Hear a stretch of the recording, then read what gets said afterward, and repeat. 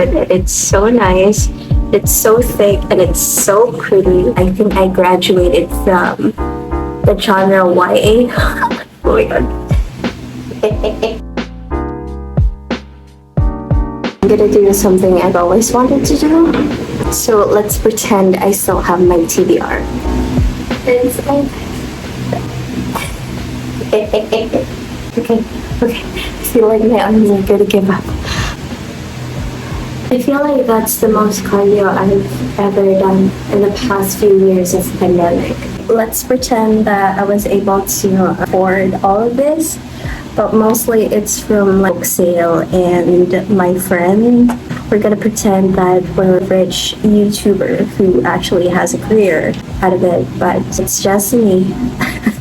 Something that I am currently reading. And as I currently reading, I'm at that phase where I don't know what to read. I read 4 or 5 pages from 10 different books and I'm not sure how to continue because I am panicking. When I say it's still part of my TBR, it means I want to panic because my Goodreads reading challenge is 40 out of 50 months and 2 weeks into this year and I still haven't found any book that interests me. So I read 45 pages from a book of 10 different books and I still have no idea what I want to read. Honestly, I have no idea if I want to feel in love.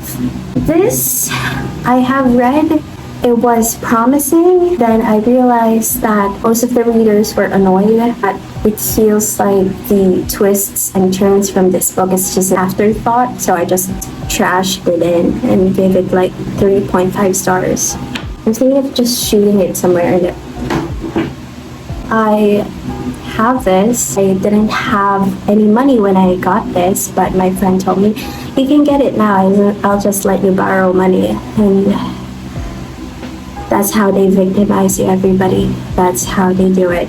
I think I uploaded like a TikTok before. It says there's a genre of women who writes and women as their main characters who are just so consumed by self-destruction. First thing that they do, or the first chapter, the first few pages is just having sex unabashedly, unapologetically, and most of the time they're not enjoying. I've only seen one that she actually enjoyed, but in a comfort room, and it's not really romantic or hygienic, but there's a genre that we should call them.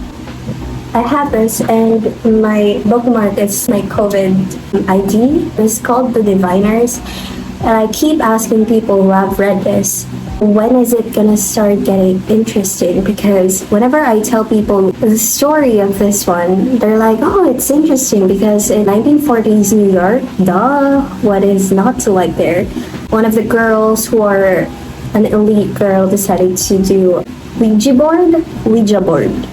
They decided to do that, and then they released somehow a very powerful ghost that decides to kill several people from different places.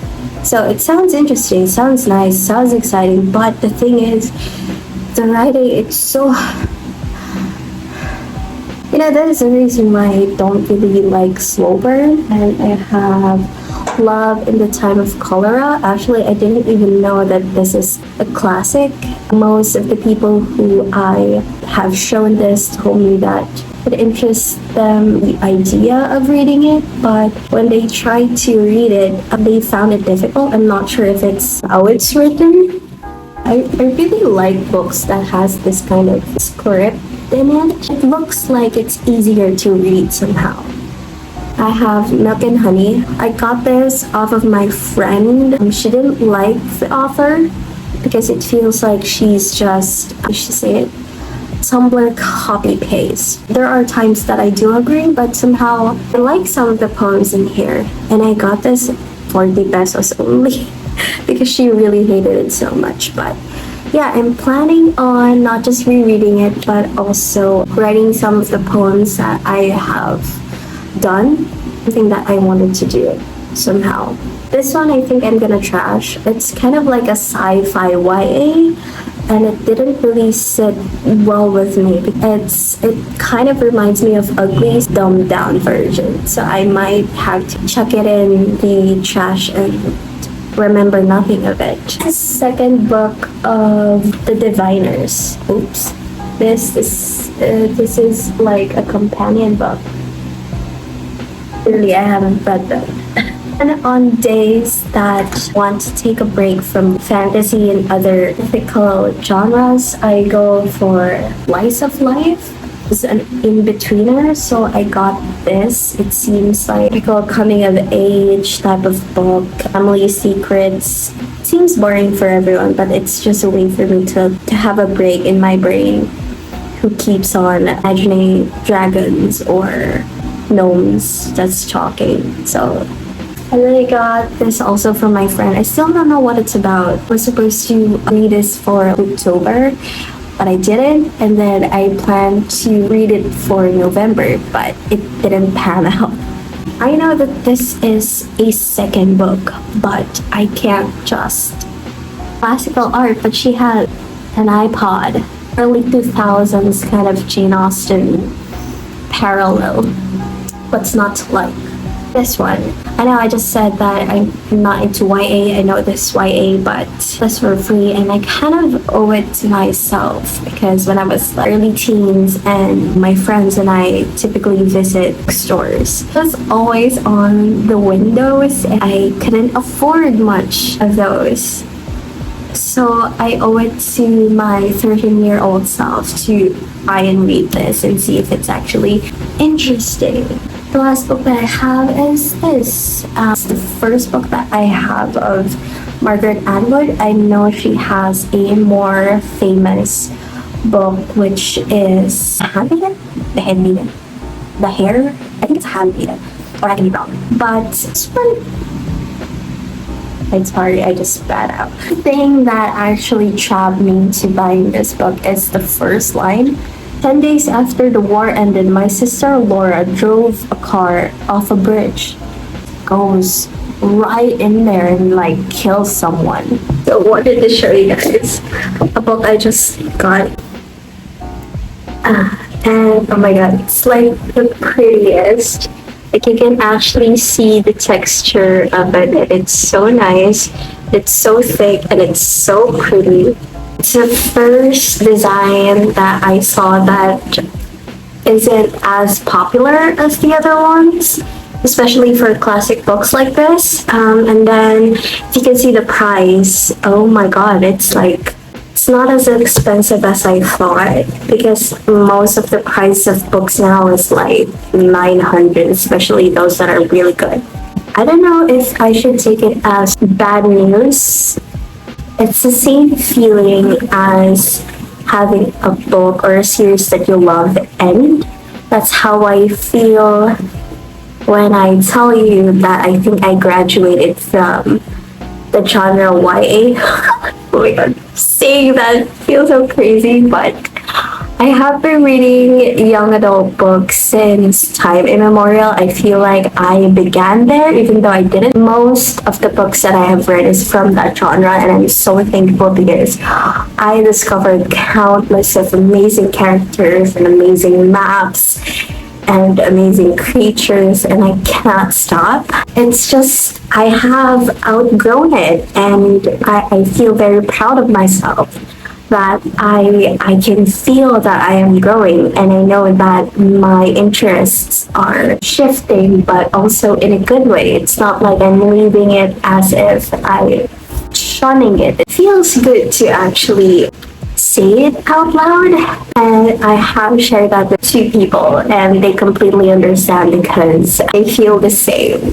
So just to let you know, this is the book that made me realize that. I read this amazing cover. Like it would have been worth the price if I had read this 5 years ago or like a year ago even. But it just doesn't hit the same spot as before.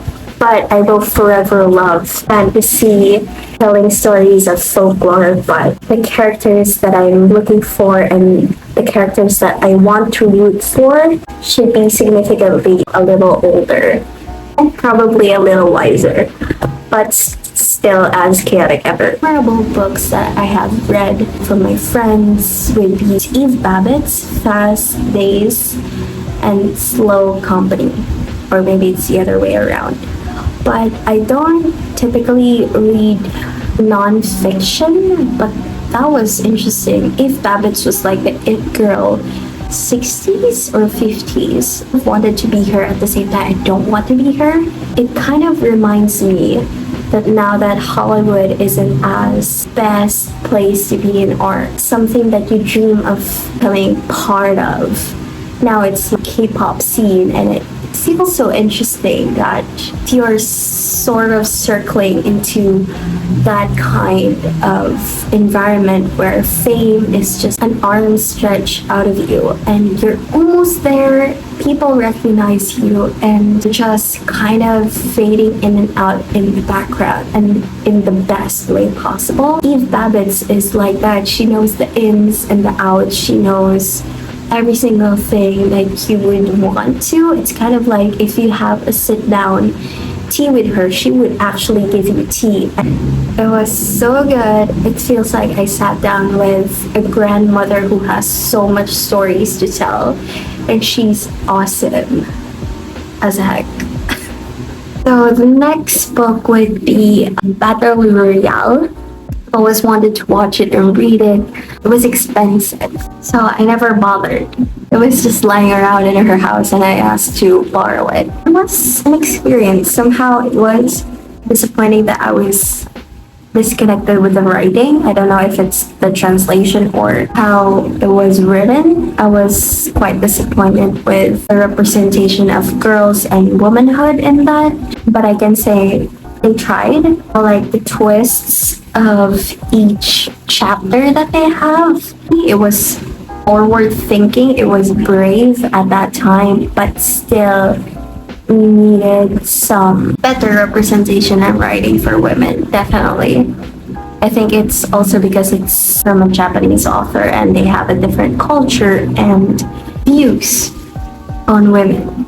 Also, from another friend, I have borrowed Daisy Darker. I was so weirded out with that book because the beginning was kind of like a dedication, or it can be a warning.